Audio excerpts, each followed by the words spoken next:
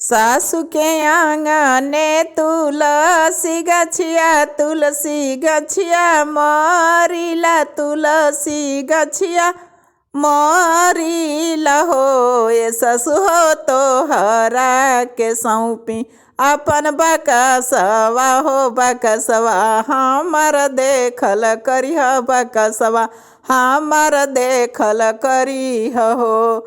गोतिनी के आंगना तुलसी गछिया मरिला तुलसी गछिया मरिला हो। ये गोतिनी तोहरे के सौंपी अपन होरिलवा हो होरिलवा हमर देखल करिह होरिलवा हमर देखल करिह हो।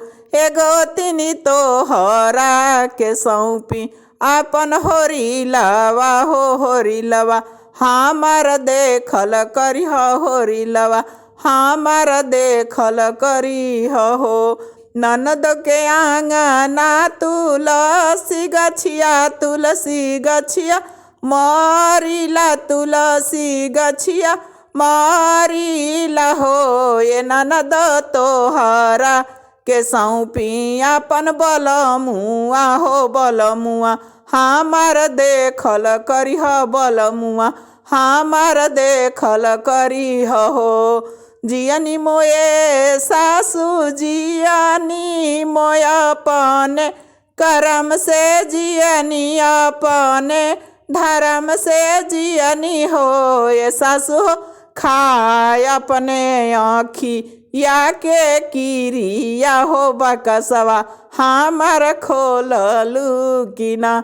ए सासु हो खाय अपना आँखी या के किरिया हो बकसवा हमर खोलले रहलू कि ना।